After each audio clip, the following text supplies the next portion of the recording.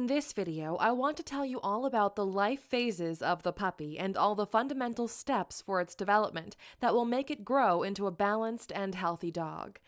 Maybe not everyone knows that since the first moments of life to its entry into its adolescence, our dog will face important moments of its growth. Exactly like that. In a few months, the physical and psychological changes will be so many that 7 months in, our puppy will already be a young adolescent. Why is it important for me to explain to you which phases are the fundamental ones for its growth?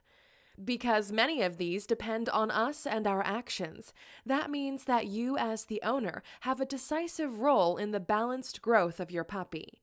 If you took the test I suggested, take it before this pill and not after, you'll have a basic understanding on your knowledge on the subject. But whatever way it is, I think it's a good thing to revise this important subject. Let's see in detail which are the life phases of our puppy. 1. From birth to 15 days, the postnatal phase. In this phase, the mother fulfills the fundamental role for the survival of the pups. The pups are born with shut eyes and auditory conduits without the ability of thermoregulation or sphincter regulation, so they fully depend on the mother that will provide to feed them, heat them up, and to lick them to cause urination and defecation. Our role in this phase is to watch out and inspect, making sure that the mother and the pups are fully healthy and providing a basic cleaning in the whelping box. 2. 15 to 21 days, the transition phase. This small week will be a moment of big change for our pup in which 2 fundamental events will happen for its development: the opening of the eyes and the ears. Exactly like this, the pup will slowly start to see and perceive sounds around it. The pup then will open up to the world. Our role will start to wait. Not much about its vision, which is low in the beginning, but surely we'll need to manage the sounds around them. A good owner or breeder knows that excessive, continuous, or loud sounds need to be avoided. The nervous system of our pup isn't yet mature, and it shouldn't be excessively stimulated. 3. From 21 to 50 days, the imprinting phase will start. Towards 35 days, the pups will want to go out of the whelping box to interact with the people that take care of them.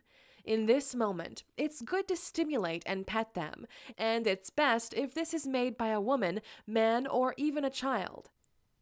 4. From 50 days to around 4 months, the socialization phase. In this phase, there will be an important moment for the puppy. After this phase ends, it won't happen again, and we won't be able to take back what we'll lose. That's why after 60 days, when the mother has established a psychological detachment from the pups and they're fully weaned, the new owner, after vaccinating them, must absolutely and immediately provide to take the pup around, making it have positive experiences with sounds, places, and other dogs.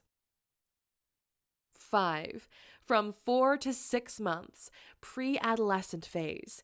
In this phase, it's important to establish rules at home so that there's a reference for it and that our guide figure will be reliable and coherent. The big puppy isn't yet in the adolescent phase, but it's getting close to it, and it will start to disagree with all the rules and the borders we'll have given to it until then. 6. From 7 months to around a year, adolescent phase. The adolescent phase, like for humans, is a particular phase of real upheavals and hormone changes that also impact their personality.